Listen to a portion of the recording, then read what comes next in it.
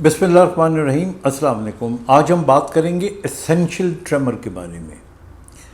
हमने ट्रेमर्स के बारे में बहुत सी बातें की हैं। हमने आपको बताया कि जी जिन लोगों का थायराइड ठीक नहीं होता, मतलब एक्सेसिव अगर थायरोक्सिन हो तो उसकी वजह से हाथ काम सकते हैं।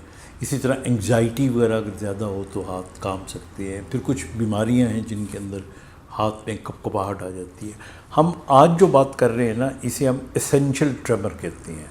ये एसेंशियल ट्रेमर ख़ास तौर पे, जैसे मिसाल के तौर पे आपने ये कप पकड़ा तो ऐसे ये हिलना शुरू कर देगा, लेकिन जब आपका हाथ काम नहीं कर रहा होगा तो हाथ नहीं हिलेगा। और हमारे यहाँ जैसे पार्किंसन डिज़ीज़ है, सबसे मशहूर वही है जिसके अंदर वो रेस्ट ट्रेमर होती है, यानी आप कुछ भी नहीं कर रहे होते तो हाथ आपका ऐसे ऐसे हिल रहा होता है, यूं यूं करके। पिल रोलिंग इसको मूवमेंट कहते हैं। इसमें ये नहीं होता। इसमें जब आप काम करेंगे तो ये ऐसे हिलना शुरू हो जाएगा। अच्छा, हाथ हिल सकता है, आपका सर हिल सकता है।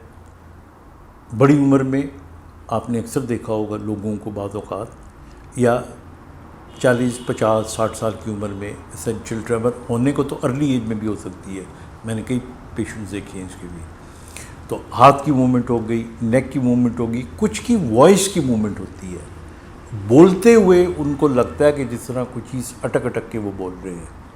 तो ये सारी ट्रेमर्स जो होती हैं, इनके पीछे किसी हद तक जेनेटिक फेमिलियल कंपोनेंट भी होता है। कुछ लोगों को जेनेटिकली फैमिलीज़ में होता है तो आगे और लोगों को भी हो जाता है।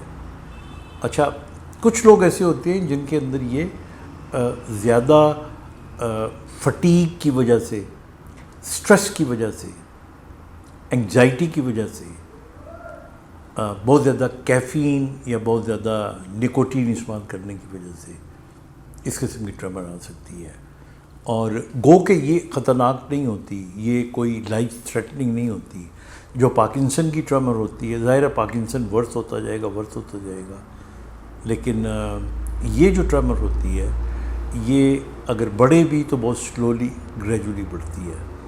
और अक्सर देखने में ये आया है कि अगर आप वो चीज़ें जो ट्रिगर कर रही होती हैं इसको, उससे अगर आप इज्तनाब करें, ख़ास तौर पे कैफ़ीन वगैरह से इज्तनाब करें, थोड़ी बहुत आप एक्सरसाइज का प्रोग्राम बना के रखें, और विटामिन डी, ओमेगा 3, और इसके अलावा आप अपनी लाइफस्टाइल के अंदर डिहाइड्रेशन से बचें और थोड़ा सा कॉन्फिडेंट ज़िंदगी गुजारें, आपका ये ट्रेमर ख़त्म होगी। क्योंकि ये और कुछ नहीं करती, आपके लिए एम्बैरसमेंट बात पैदा कर देती है।